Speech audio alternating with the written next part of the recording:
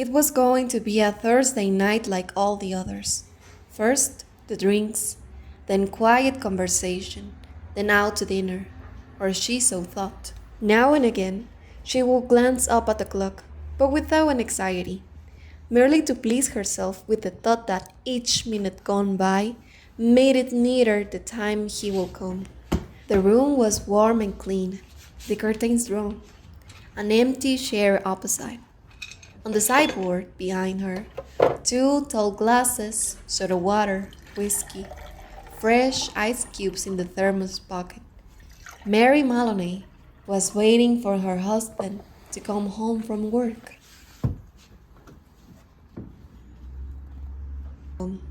There was a slow, smiling air about her and about everything she did. The drop of the head as she bent over her sewing was curiously tranquil. She was in her 6th month of pregnancy. She was glowing in innocence. The mouth was soft, and the eyes, with their new placid look, seemed larger, darker than before. When the clock said 10 minutes to 5, she began to listen, and a few moments later, punctually as always, she heard the tires on the gravel outside, the key turning in the lock. She laid aside her sewing, stood up, and went forward to kiss him as he came. Yes, darling, I have missed you too. We were waiting for you, huh? But don't you worry, it's Thursday. We're going to have a drink. Are you tired, man? Mary just waited for the perfect moment to give him a single word, just a glimpse between them, to make her heart warm, and everything after so will be perfect. Don't you worry, if you're hungry, I have so much meat in the freezer. I didn't make any supper because it's Thursday, you know. But we have the whiskey. Are your feet hurting? Should I get your slippers?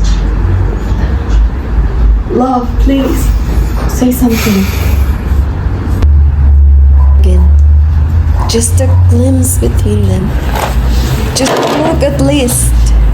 Mary meditated every word like it was the last one, and then she found the perfect excuse.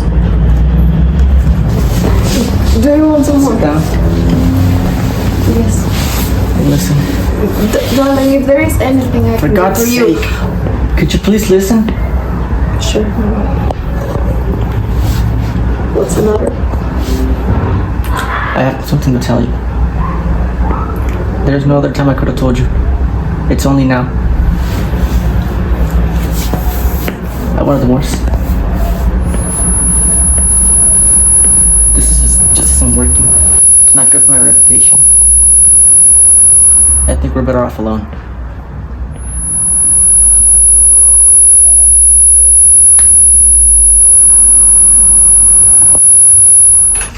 Oh, that's perfect, love. Yes, sure. You know what? I have a perfect piece of lamb on the freezer. I'll be right back. All felt heavy. Her heart, her womb. All she could think is that she could not control any of it. Everything was automatic now. Down the steps to the cellar, the light switch, the deep freeze, the hand inside the cabinet taking hold of the first object it met. She lifted it out and looked at it. It was wrapped in paper and looked it again. Get the lamp of the fridge and went back to show it to him.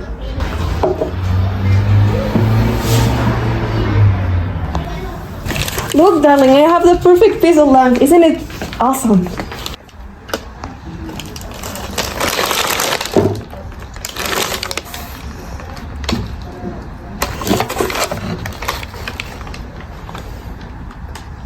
Look, I have the perfect lamp for the For God's sake, I'm divorcing you.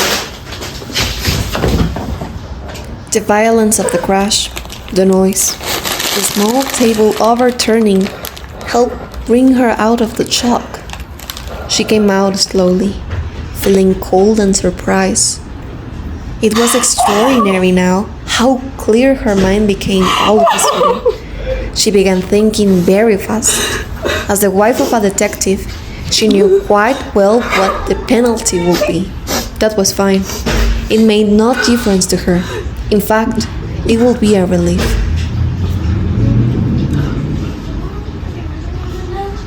Hi, Sam. How are you doing? Good night. Yes, I'm here, I'm about to cook for Patrick. I'm about to do a lamb, But I came for some vegetables or stuff. A cheesecake, of course. He loves it. You know what I'm saying?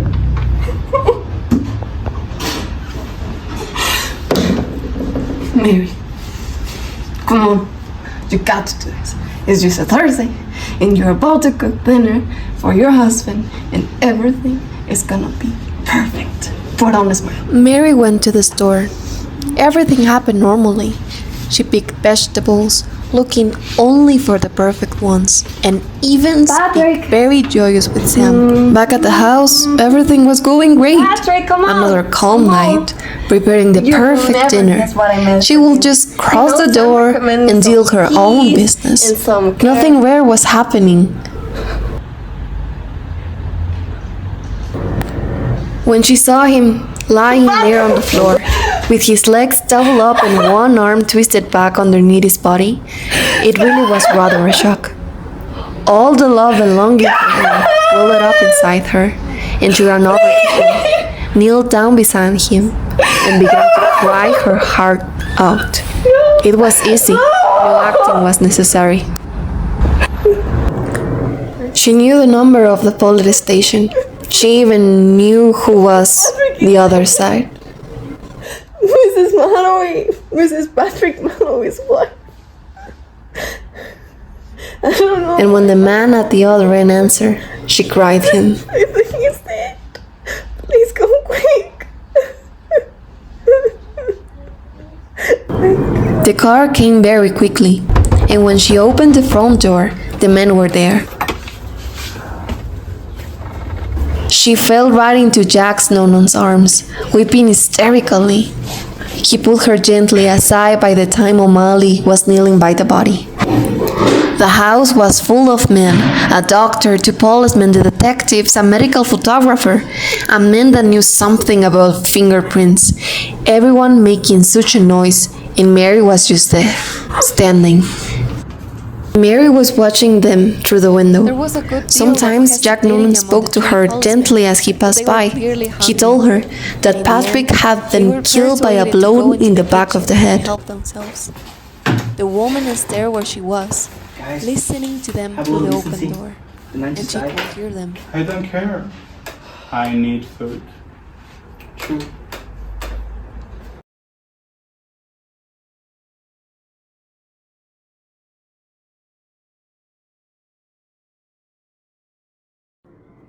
The trust and the naivety in such an innocent act like staying for dinner had cursed the officers. By the time they were dining, Mary was in the next room. "Charlie, come on! How could a pregnant young lady kill her strong detective husband?" one said. "With the leg of lamb," said ironically Jack. "For the God's sake, that's impossible." And by the time the officers lost their last chance to solve the case, Mary giggled with a grin on her face.